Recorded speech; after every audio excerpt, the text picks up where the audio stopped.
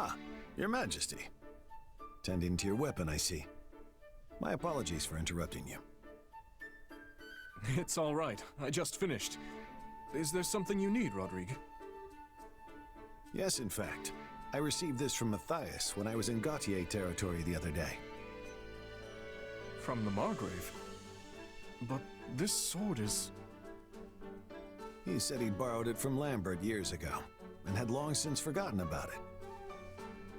What sort of laggard keeps a loan so long he has to return it to the lender's son? 30 years! That would have been around the time you all attended the Officers' Academy together, correct? Would you mind telling me the story of this sword? It started when our class was given a mission to eradicate a bandit encampment. Foolish as I was at the time, I dashed in ahead of the others, leaving me and my entire unit stranded behind enemy lines. Apparently, your father and Matthias started arguing about whether or not it was worth coming to save me. Broke out into a full-on fistfight before long. That's a surprise. I wouldn't have expected that of my father, much less the Margrave. Well, they were both pretty feisty in their day. Neither of them wanted to back down, I'm sure. On one hand, you had Matthias, insisting they wait for aid from the church. Supplies were running low, so charging in could have gotten everyone killed. On the other, Lambert was so determined to come to our rescue, he'd have gone all by himself if he had to. No idea whose plan won in the end, sadly. All I know is they fought their way through the enemy lines together. And lucky for me, they found us before the bandits did. So, my father tended to charge in recklessly as well. Or perhaps he was just naive in his youth. Story goes, Matthias's lance broke while they were fighting their way toward us, so Lambert lent him this sword. As he was giving it to me, he couldn't help but laugh about how it slipped his mind for all these years.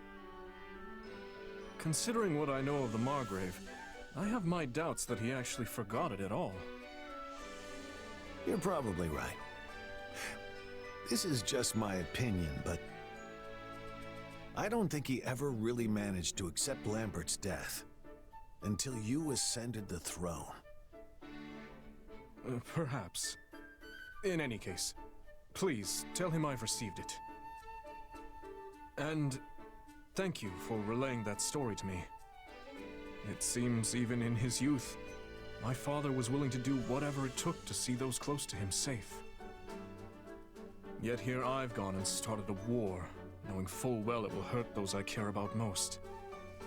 He'd likely call me a fool if he were here today. I'm not so sure about that. Yes, he did treasure his friends.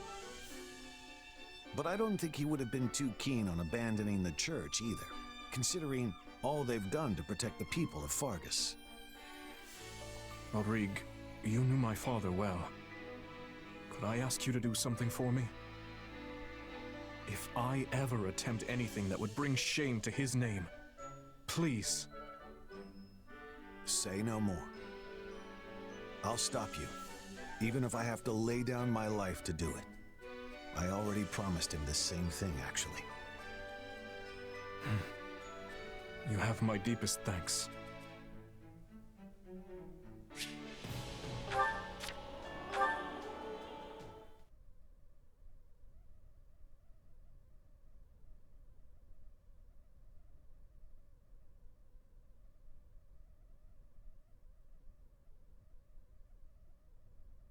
Do you have a moment, Rodrigue? There's something I'd like to ask you. Anything for you, Your Majesty. What is it?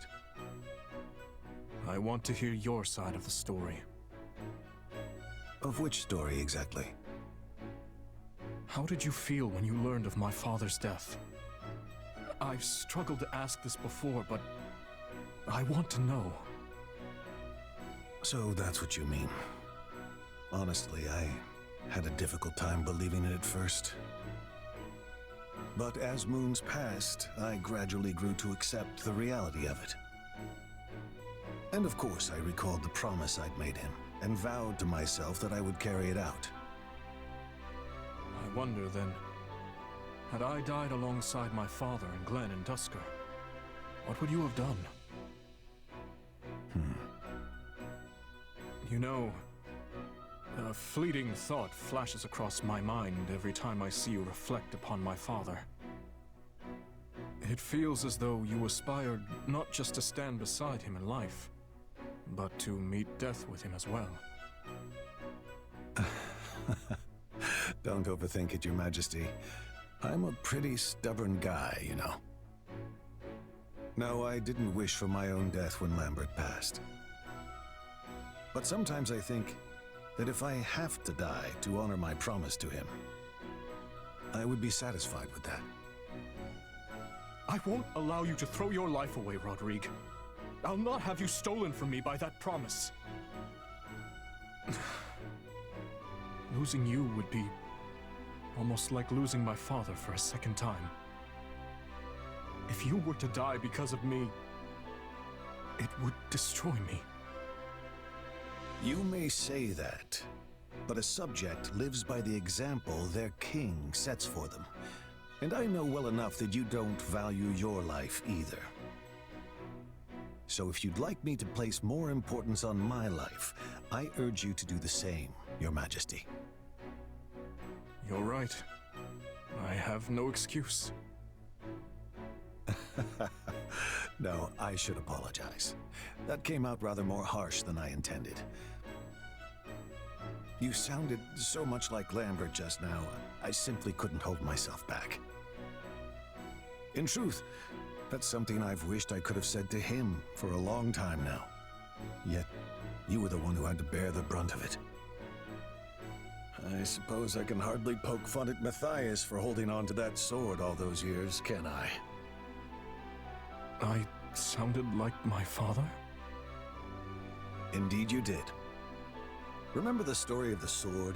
About how I got stuck behind enemy lines like a fool? Well, the first thing Lambert said after he broke through their forces was, "Don't throw your life away like that." Not that it was too convincing coming from a guy covered in cuts and scrapes. I can't imagine. It sounds as though you two were very close. I envy him for having such strong bonds with his friends. Don't let my son catch you saying that. Pretty sure he'd take offense. Anyway, that's enough reminiscing for one day. How about you try squeezing some memories out of Matthias next time? A fine idea. Perhaps I'll invite Sylvain and the others to join in as well.